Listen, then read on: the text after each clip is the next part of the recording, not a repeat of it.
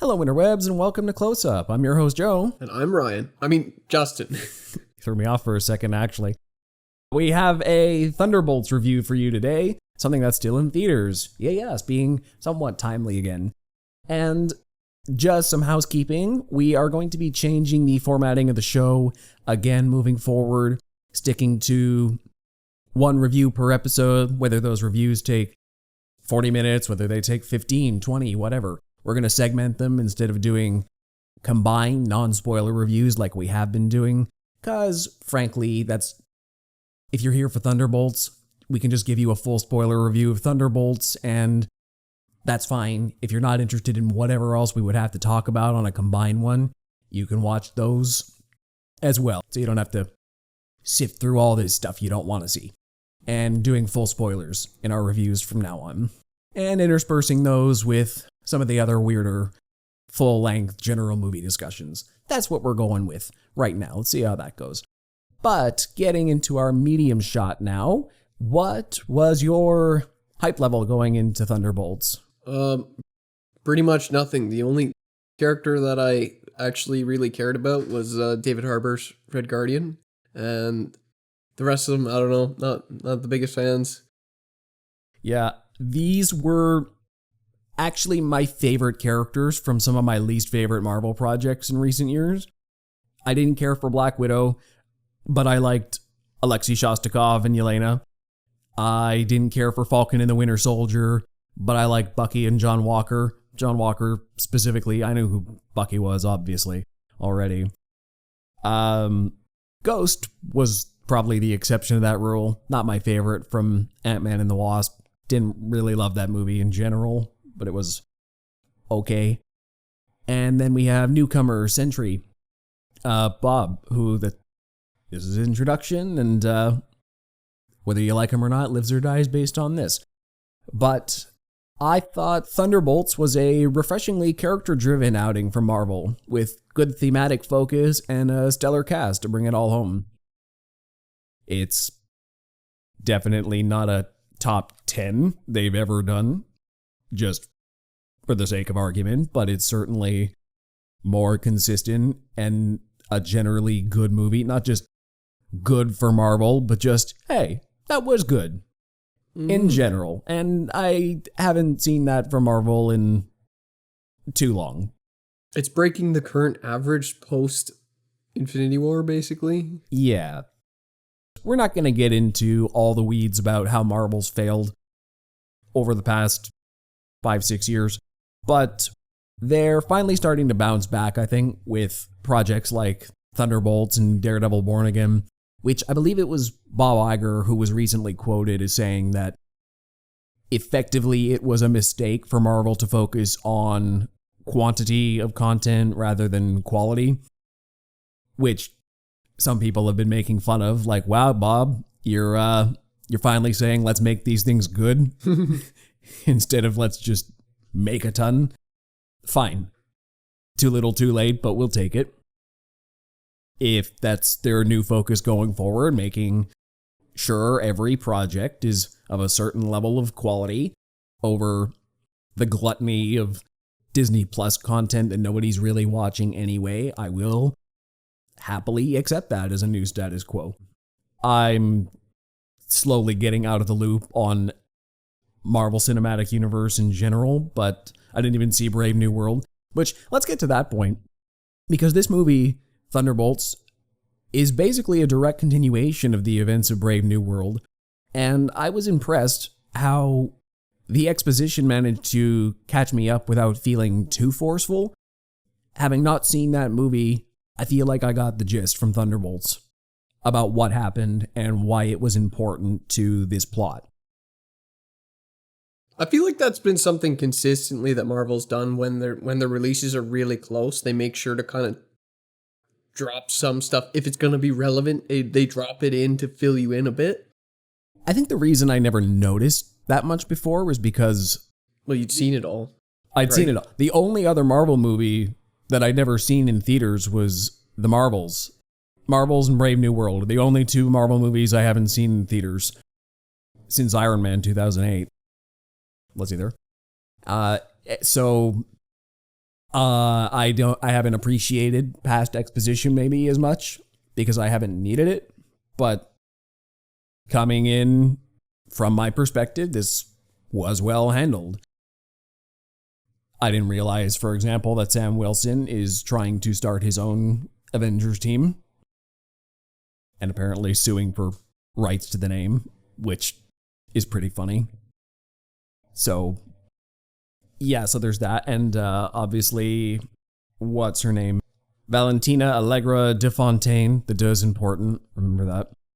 She's trying to start her own superhero initiative, Nick Fury style. And she's willing to take a worse for wear guy off the street, test on him, turn him into a superhero she can control. Most of the tech subjects died. She's trying to cover up the entire failure of a project, or what she considers to be the failure. And I thought that's an interesting subplot, because of course, a government official like that, if you could create a superhero, why wouldn't you? It kind of goes to what a general undercurrent of what a lot of Marvel's done over the years, even going all the way back to the Incredible Hulk, where General Ross and the bad guys of that film are trying to recreate the super soldier serum that gave Steve Rogers his powers. And then Falcon and the Winter Soldier followed up that line of reasoning where, and then, there was the Winter Soldier and Hydra trying to do the same thing. So there's been this undercurrent of trying to get government-run superheroes, which is what they were trying to do with John Walker. Here's a military guy, not a war criminal or a international fugitive like Steve Rogers ended up being post-Civil War. Here's a clean-cut American guy who government can control. And Sam Wilson is also a clean-cut military guy, but he's got allegiances with the fugitive Avengerz, and he's a bit more of a wild card nowadays, so he's not somebody the government can control as easily. And yeah, basically it goes back to what Valentina's trying to do, is get her own heroes she can control. Civil War, the plot was all about that too, trying to control the Avengerz for US government operations and purposes. Those themes have been throughout the franchise this entire time, so it's not like it's coming out of left field. They just haven't actually tried to create a superhero before, at least not to the level of Sentry. So, and as for Sentry, I thought he was really well done. I really like Lewis Pullman as just Bob, and how he was slowly built from just this meek guy they find in a bunker of Valentina's secrets and stuff she's trying to burn, including all the agents she sent there, and ends up being one of the most powerful characters in the Marvel Universe. I don't know why my nerd brain didn't click before I went into this movie, because I saw reports, oh yeah, Sentry, yeah, he's going to be playing Sentry. And I recognized the name Sentry, but I never really looked further into it. I know there's a Marvel character named Sentry, but it wasn't until I saw Lewis Pullman standing in the golden suit with the golden hair with the S logo. Oh, that's who Sentry is. That's why I recognize that name. That's what many fans consider to be Marvel Superman in terms of how overpowered he is. And it's not Captain Marvel? No. Just in terms of, the guy with the, once again, the kind of clean-cut Boy Scout looking figure with the square jaw and a cape who's really overpowered in a indestructible sort of way. He's often considered to be Marvel's Superman. And I thought that was handled very well, especially when Valentina unveiled him and had him single-handedly defeat the Thunderbolts. It called to mind a scene you and I did back in high school where we had to play, you had to play Superman, and the thing we wrote was Superman stands in the middle of the stage while the bad guys whose bank robbery he's trying to foil are attacking him one by one, and he's just standing there taking it, and then he basically just blows them over with no effort whatsoever. And to see the MCU adapt basically that scene that you and I did 10 years ago with Sentry, it was just really amusing for me personally as an inside baseball sort of thing. Like, oh, yeah, Marvel Superman did our joke. Awesome. And that was a great scene, just showing how powerful Sentry is and how none of the Thunderbolts even can stand a candle to this guy physically. He straight up tosses one of the guys out the window and brings him back, rips Bucky's arm off. And he doesn't even really want to hurt them. He's not trying to hurt them. Like, I like how he just lets them go at him to a point, and then he's just like, all right, Bucky's arm off. Stop it. Yeah, you're done.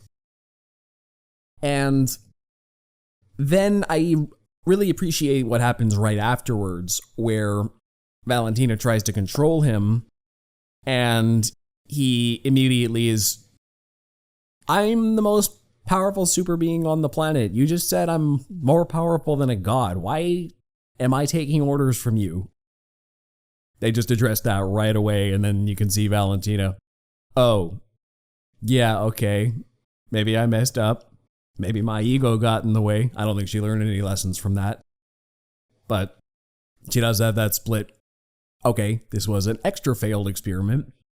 And then Bob's dark side turns over and he turns into the Void, which is a pretty intimidating villain. I really like the way he was. I don't really know how they shot that. I guess it had to be a lot of backlighting, probably bolstered by CGI, just to create that fully black silhouette.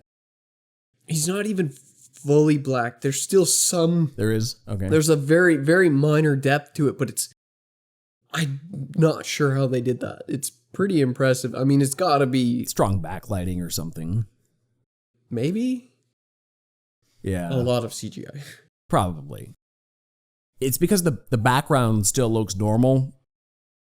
And maybe they were doing volume shots or something. Maybe it's just more immersive than I'm giving it credit for. I don't think anything was actually outdoors, but I thought the Void was really cool, just turning people to shadows indiscriminately.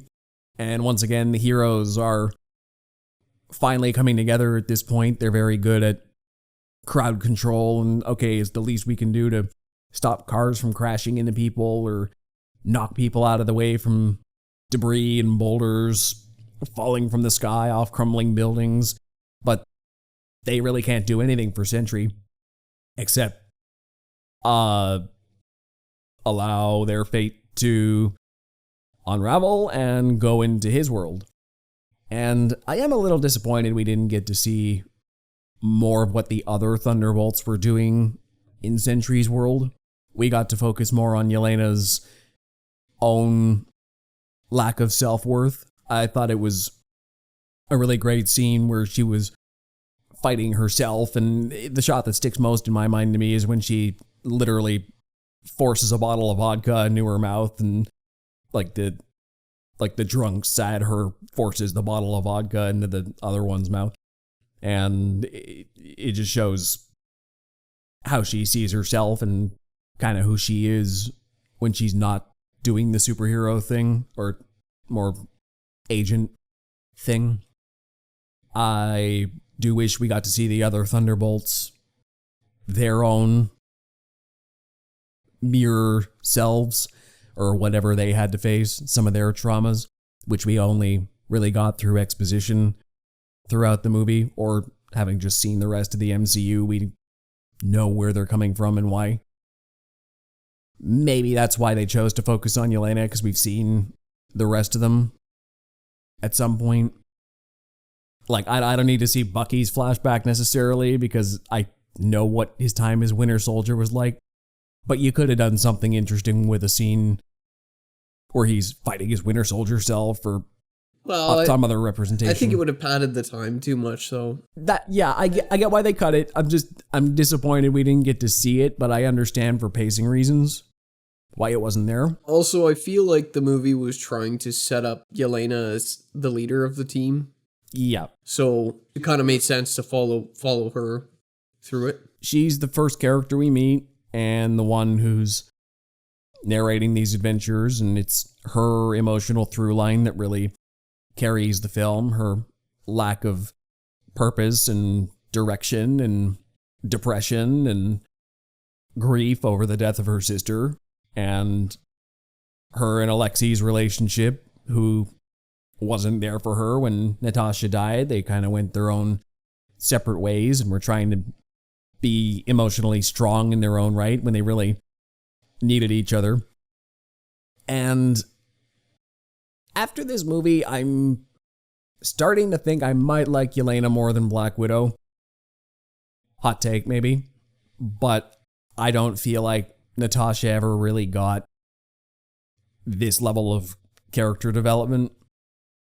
She was always just used like eye candy, basically. Ever since Iron Man 2. And Scarlett Johansson elevated her screen presence above what was actually on paper for that role from day one. But I think Yelena is an attempt to course correct that Black Widow archetype into a character of more three-dimensional substance. Which, once again, I don't love the movie Black Widow, but Yelena was the best part of that movie. She had the best character development in that movie. I really liked her role in the Hawkeye TV show as well, following up on that, trying to get revenge on Clint Barton for the death of Natasha. And now in Thunderbolts, where she has to stand on her own 2 feet and be a hero in her own right. And it's nice that Natasha's shadow still casts over her life in a way where she's nearly afraid to go public because she's going to be compared to her world-saving, universe-saving sister, and doesn't necessarily know if she's worthy of that kind of pressure. Am I good enough to be an Avenger sort of hero, or am I destined to stay in the shadows and underappreciated and used by power-hungry government officials like Valentina? And I like Alexei's perspective on the issue, where as Red Guardian, he decides that his purpose in life was to help people, and the glory of doing it in a very public way was icing on the cake. But he really liked helping people and his country and being known for that. I think he would still be a hero either way, but the fact that he is a bit of a glory hound that way, but he's very patriotic as well. It's just help my community and my people. And mental health is an undercurrent in this movie where everybody is struggling with their own feelings of poor self-worth, or just how bad they are in comparison to everybody else.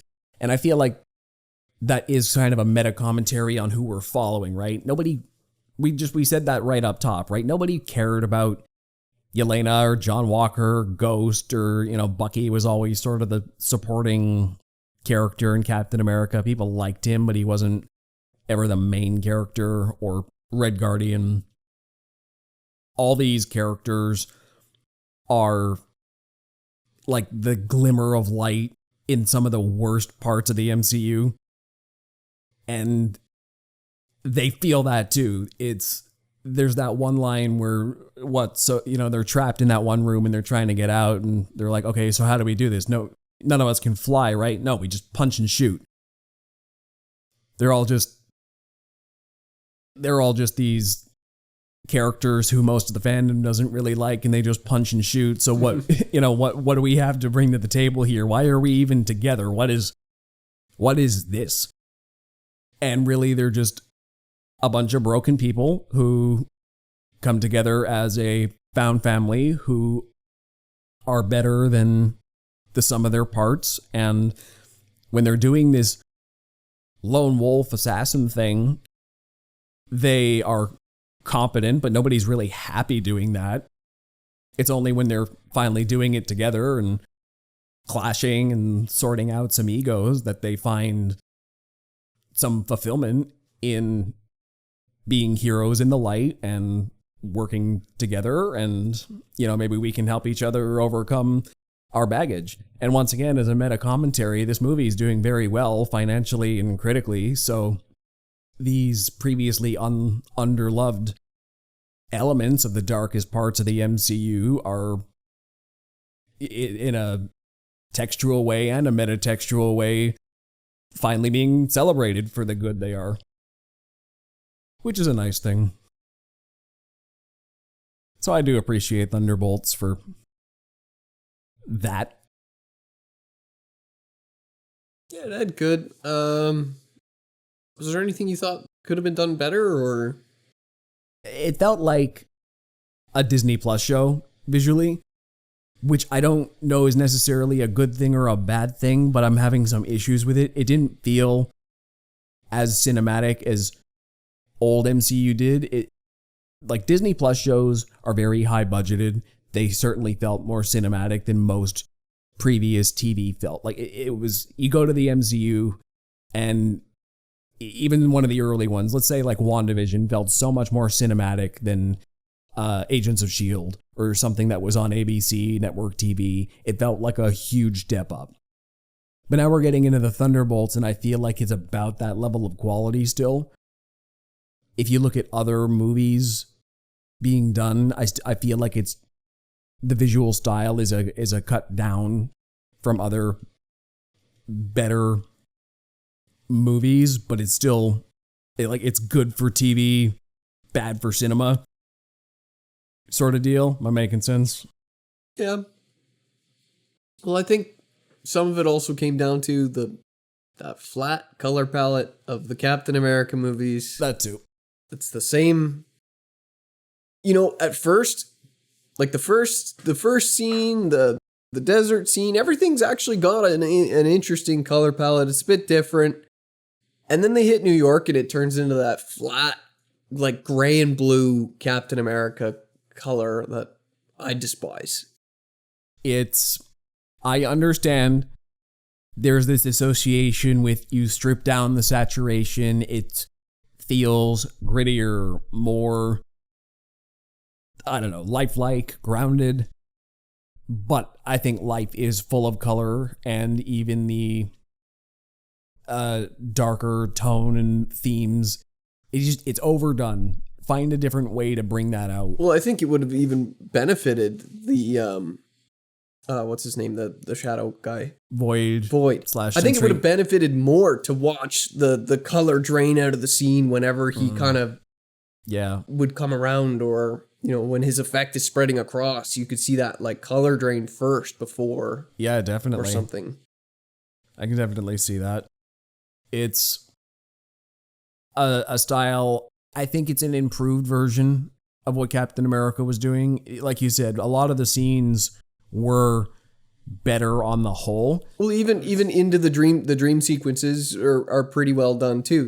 They've got a unique visual style, but it's the whole section in New York. Yeah, I also feel like there's still a somewhat of a reluctance to embrace the goofier aspects of the comics. It was nearly a joke when Sentry walked out in his bright, comic accurate yellow uniform, which I'm sure we'll never see again, based on his reaction. Oh, did you have to dye my hair blonde too? We didn't even talk about that? I don't know, I kind of liked it. I thought it was good. No, I liked it. I'm just saying the movie is pulling an X-Men 2000 of what would you prefer, yellow spandex? Fair. I don't think we're ever going to see that suit again. It was just there for lip service. The same way the Thunderbolts are all in muted tactical versions of their outfits, which kind of goes back to First Avenger, which I enjoy. It looks more functional than like Captain America in the first Avengerz movie was trying to look comic accurate, and that fell flat on its face as a costume. So they went back to the more tactical look and overcompensated. And the MCU has never really come back from that costumes wise. I do wish they'd embrace more of what they did with Sentry for other characters. Just don't be afraid to add a little more flair in. It's like the MCU is allergic to color. Yeah, even Ghost was in an all-black uniform this time. She had at least a more striking white uniform in Ant-Man and the Wasp. Mm-hmm. So even that uniqueness was stripped down for this. Red Guardian is at least in a red uniform, which is something. John Walker's got the muted red, white, and blue, which fine, that's a little color, but it's not much. But the colors didn't pop the same as the Black Widow movie when like Red Guardian was actually fairly bright. And Natasha was in an all-white suit for a large section of that movie. That they looked nice. The color, actually, that's the one thing I'll give the Black Widow movies. The color grade looked good. Yeah. Oh, yeah. As for other criticisms, I was just remembering, I think Ghost was the weakest handled member of the team. Did she have any lines? She did. Most of them about how her powers weren't working in these specifically set up contexts, which is another criticism, is they had to go bend over backwards just to make sure Ghost's powers wouldn't work. Otherwise, it would have been an easy out in multiple scenarios. Like, oh wow, so Valentina lured us all here and we have to get out of this, and Ghost can't just walk out of it, but the power system to make sure she can't get out is in this room. Okay. Or when she was trying to get out of the car in the car chase, and I think they had like a sonic cannon on her or something, and can't get out of the car there to do anything useful. So for a lot of the movie, Ghost she really got the shaft, didn't she? Yeah. Holy. I feel like there was a character arc left on the cutting room floor. Because she was... Well, apparently, Taskmaster was completely cut. Yep. Apparently there was an arc for Taskmaster, and then they just shot her in the head as collateral damage. I guess it did make it feel a bit more dangerous. Oh, wow. We just shot Taskmaster in the head. Okay, that's a way to start. Which I was just looking up. That did absolutely nothing for me because I didn't really recognize her or even know that she was going to be in the movie. So for me, I was just like, oh, Grunt number 1 died? I don't know. Yeah, I was just looking up the writer's credits because I saw the report about that, the writer of it, who said, oh, I didn't even know Taskmaster was just shafted like that till I watched the movie, and he wrote the screenplay, co-wrote the screenplay for Thunderbolts. He also wrote Black Widow, apparently, and some of Agent Carter, and Thor Ragnarok, apparently, which I guess is his best outing in the MCU. Most of his credits are Marvel MCU based. And he did Godzilla vs. Kong, which I actually liked. And then his co-writer is known for BoJack Horseman and the Bear, Joanna Kalo, which I guess she was based on the other guy, Eric Pearson. Based on his credits, she was doing more of the heavy lifting on this one. But I know, if he wrote Thor Ragnarok, I don't want to discount him too bad. I mean, obviously he set the base for, like, I guess he's the guy for Yelena, considering he wrote Black Widow. He's the one who's most responsible for bringing her to life next to Florence Pugh. But I see that now that you mention it, yeah, the way the characters, like, relationships converge and combine like that is totally like the Bear. It's just like it. Yeah. That relationship dynamic was really well done, and I thought that was really good with this movie. Yeah, how they all go from lone wolves to working together as a team. One thing I appreciated about Bucky in particular was how he's coming at this from later on in the timeline, or in a way, because he is past his mercenary years, his mercenary hired killer years. He's a U.S. congressman now, and when he finally got the entire Thunderbolts team tied up single-handedly, and he's kind of listening to them all self-loathing, you can just see in Sebastian Stan's acting that sort of, he's empathizing with these people who he knows can be better because he's done this, and he's come out the other side, and the hero in him says, if I just give these people a chance, they can probably be better. I can tell they want to be better. So he's, in some ways, the moral guidance at this point. And I guess Red Guardian's another, he's also kind of the moral guidance, but just in a more bombastic sort of way. More of a glory-seeking way. I will say one of the parts I really enjoyed was when he had them tied up, and it's like, okay, you got Yelena and Ghost there. Well, Ghost was with the bracers, Yelena's tied up with the rope, and then there's just a steel bar wrapped around John Walker and Red Guardian. I was like, that's great. You got 3 super soldiers on this team. Yeah. Which, as far as superpowers go, is the most you get. I mean, Ghost just, she has powers too, but in terms of like strength, and then Bob, who's just God. Yeah. But apparently he's just turning that off at the end of the movie now. He's just, no, I don't want to do that anymore. I'm going to keep that under wraps until Avenger's Doomsday, probably. And then he'll bring it out again. Probably. We'll see. So the end of this movie backslides these band of lovable misfits into Earth's Mightiest Heroes. Yeah, you've been making a mistake with the title of this movie this whole time. Yeah, sorry, the asterisk was important. Yeah. It's the New Avengerz. With a Z. Is that the actual title? Or? I don't know if they actually changed it to New Avengerz with a Z. I heard they actually renamed the movie in theaters, but I didn't check if it was with a Z. Would have been great if they did. But yeah, so at the end of this movie, they save New York and have information that will get Valentina in trouble, and to save face, in light of this evidence, she makes the Thunderbolts into the New Avengerz, bases them in Avengerz Tower, and we get a really fun parade of post-credit scenes, which show how the public is reacting. I think my favorite one was the magazine article that said the B-Vengers. Just half the people don't take them seriously. Speaking of costumes, I really did enjoy the costumes in the post-credit scene. Those ones had more flair. Those ones popped. I really like John Walker in the beret, for example, with the taco shield. You know. The taco shield. Yeah, like the New Avengerz costumes looked way cooler than the Thunderbolts ones. So that... Well, it really goes from being the, Yelena's soccer team to the Avengerz. You gotta have an up in the costumes.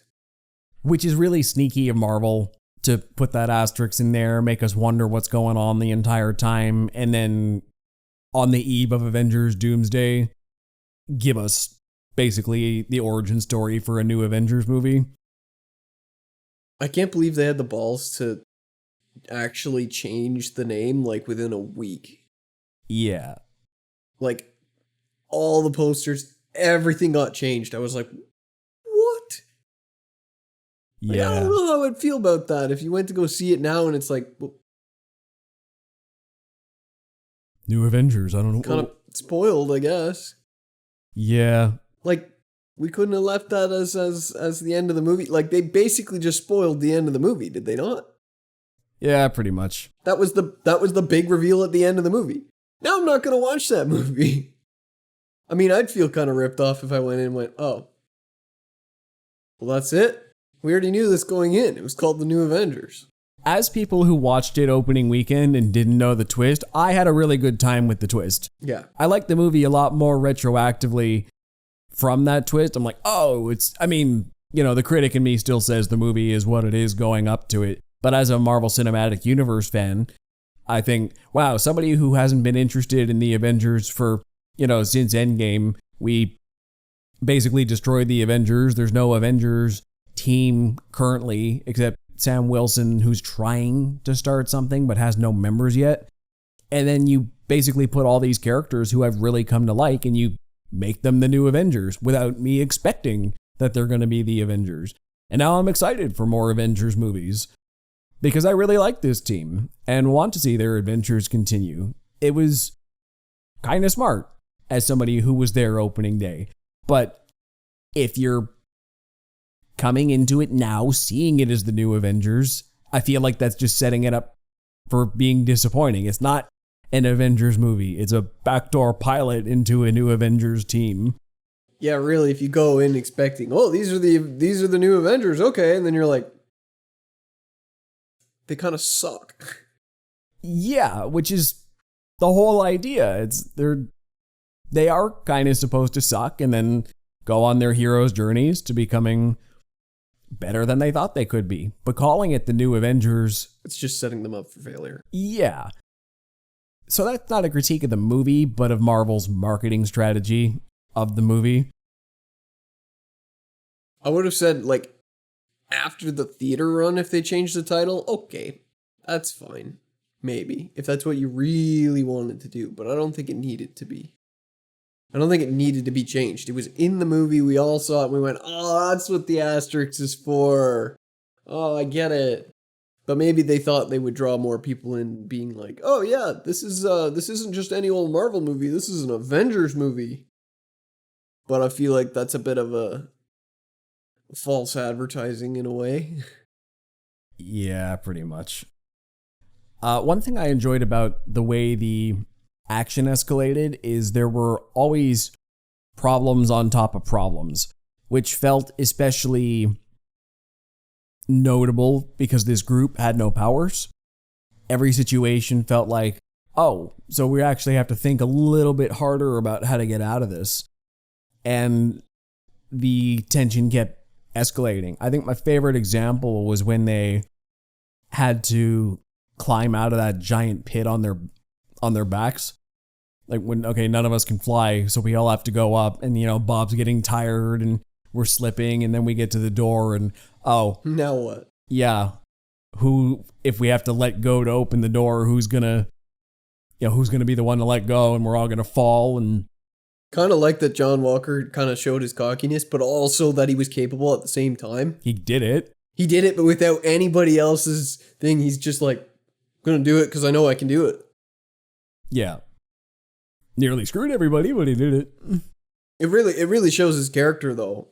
Yeah. I mean, I think that's the thing, is that he got a lot of bad rep in Falcon and the Winter Soldier, and he was a pretty well done character.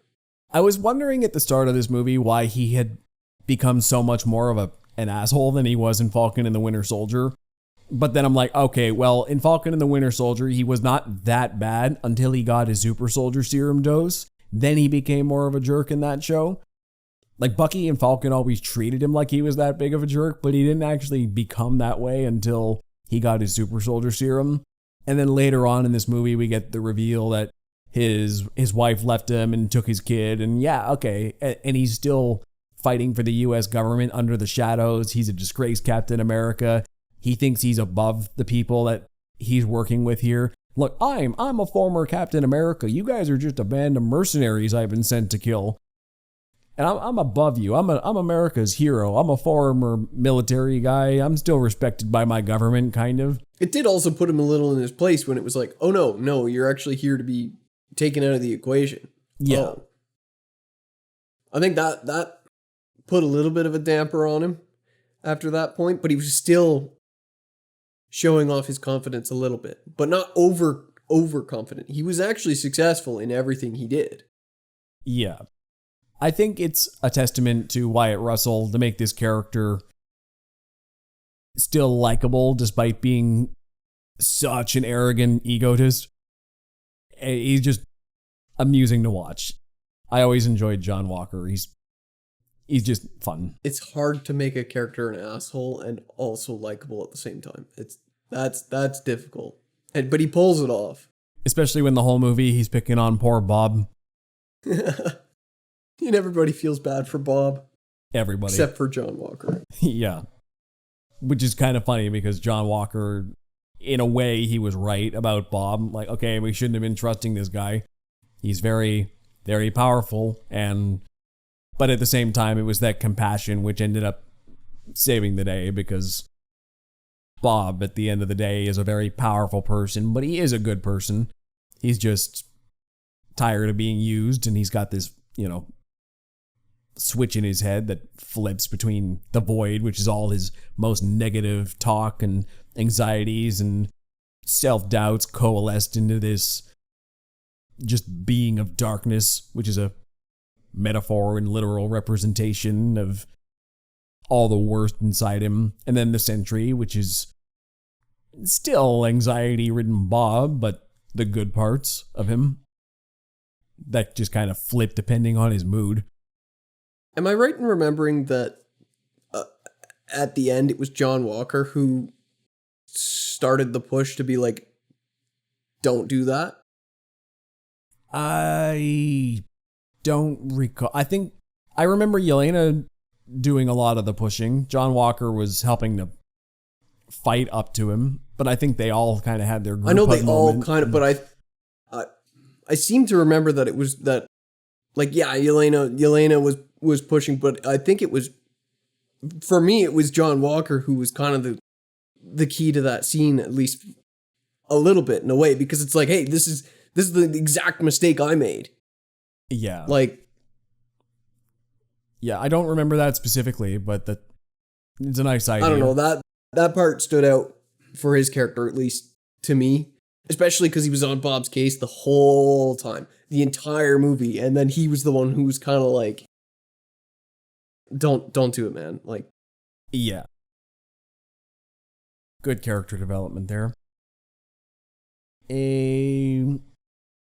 So the humor in this movie is still very much Marvel humor, still sassy and quippy, but I feel like they toned it back more this time. It works for these characters too. Yeah. It's not bad. Some characters it just didn't work for. Like, I didn't appreciate it with some characters in the MCU, but it felt fine for these characters. Especially because I don't think it ever undercut the action. It always felt like we're just bored professionals who are very good at our jobs and need a little bit of levity just to make this situation interesting for us, because the combat's too easy. But they were never really joking when things got serious. When they actually were like, oh, we're out of our depth right now and we actually need to focus up and try, I don't remember them joking as much in those scenarios. It was when they were fighting the grunts or just kind of bantering with each other mid-fights, when they were feeling pretty confident, that's when they were joking and quipping more. But I think they got serious when they needed to. I also like the generally lower stakes of this movie for most of it. Most of it is, once again, these characters who just punch and shoot, and they're trying to escape from their government. Most of it is hand-to-hand combat and gun battles, which were pretty well choreographed and shot and edited. It looked good, not exceptional, but it was good. And it was really only at the end with Manhattan destroying Stakes that it... Well, even coming up to the end, it was still kind of they raised the stakes a bit to make them really feel like heroes with the buildings crumbling, and they were kind of saving everybody individually, and it's like, oh, okay, that was it. I don't know, and then stuff really hit the fan. But I still appreciate how even at the biggest action set piece of this movie, it never really went beyond a city block. No, it was a handful of civilians that they were saving, and that was the biggest set piece. It was mostly a conversation and them rapping with their own internal demons and trying to push through their own baggage was really what ended up saving the day. It was a metaphorical victory. They didn't do a heck of a lot in the physical world. No sky beams, no robots, aliens. Well, and I think it defeats like the logic behind like the original Suicide Squad movie, where it's like, Does this seem like a threat that these characters should be facing? Well, in this instance, it went from, you know, a minor incident to major in like a split second. There was no chance for anybody else to show up. It was them or nobody, basically. It was them or nobody, and they absolutely did not stand a chance. These, you know, in a Suicide Squad situation, these are not the people you should be sending after somebody like Sentry.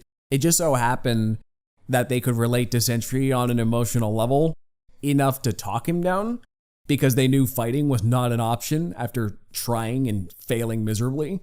I like that they did try to fight Sentry once, just to show the audience there was no way you're getting out of this with a physical confrontation with this guy. That's a no-go here. So we have to find a better solution. It was just a clever way to say, we got to do this differently than usual. It's not going to be a beat-em-up ending. And then he ends up part of the team. Who knew? And Valentina still stays their boss. She doesn't get caught. She doesn't go to prison. It's kind of a subversive ending that way. The bad guys end up either managing or being part of the team. Politicians. Yep. That includes Bucky Barnes now. He's not a great congressman, but, you know, he's popular. He's not good at the public relations part. He was very bad on camera. Doesn't know what to say. Yeah, so... And he just kind of goes in circles. But he's probably good at his job. I'd hope. Even though he doesn't read the information packets. But he's a badass. I love that scene when he's single-handedly taking on the convoy. Where he basically just blows everybody up, blows up the military guys, and flips the cars, captures all the Thunderbolts single-handed off screen. Like, wow, this is a great showing for Bucky. He's so cool. What else? Another criticism. Some clunky dialogue. Just the way the dialogue is sometimes is a little stilted or on the nose, or, you know, dialogue isn't always Marvel's strong suit, but was it... You did mention at the time you felt like this was... It's meant for older people, but it's written like it's for younger younger demographic. That's right. The message and everything behind it just felt like... It's like, okay, like, is this a message for children? Like, this is how a children's movie would present a message to an audience. I don't know. It's just not as subtle or you know, sophisticated of a message, really. So I don't really know who the target audience is. I'm of two minds on it, because while it wasn't a subtle message, I also at the same time respect it for being a cohesively delivered message. And that most, not just Marvel, but superhero movies by and large, especially in the last 10 years, haven't been great at having central themes that they stick to. Marvel, actually no, I will throw Marvel under the bus.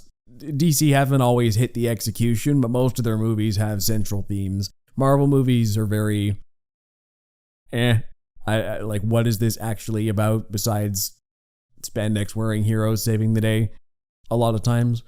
So I think it's a good faith interpretation that Marvel is trying to make their movies about something, and it's a start. I see it as a step in the right direction, if lacking some nuance. I don't know. I feel like the messages were there for some of the early movies. The early ones especially. As they went on, the messages kind of got lost a bit. But this one to me just felt really on the nose, and you know, like just more of a message for kids, basically. So that to me just kind of threw me off, because it's like, well, is this like a reboot? Is this going to be the Avengers for like how old we were when we started watching these movies? Is that who they're trying to pick up with this? Yeah, we were about 14 when the first Avengers came out. So that's the audience, to me, it felt like it was targeting with that message, right? But I sat there and I'm like, well, 14-year-olds aren't watching Marvel anymore. yeah, are those audience members even here? Like, they're... Star Wars has the same problem. They're targeting towards people who aren't watching anymore. Something like Skeleton Crew was targeted towards an audience that doesn't exist for Star Wars. Yeah. Like, I think Marvel is specifically, most of the older fans left a long time ago. The younger fans never really got into it. It's you and I in our mid-20s who are the only ones still watching Marvel movies by and large at this point. And I feel like Star Wars is a similar thing. Like, we're the ones who are, like, the Dave Filoni side of Star Wars specifically is tailored for us. We're the ones who were kids when Clone Wars came out, the animated stuff, the Ahsoka TV show as well. Those kind of things, they're tailored towards us. Other things maybe tailored towards an audience which I don't know exist. I feel like that's why they're bringing in more prequel stuff in Star Wars lately, because they know that's the audience right now. Yeah, because everyone who grew up on the original trilogy rage quit half a decade ago, and most of them aren't coming back. We're the only ones who still watch. And I think Marvel's going through a similar crisis right now. They need to know who's watching and judge accordingly. Although, to me, I feel like Disney on a whole has had this sort of long-term game plan.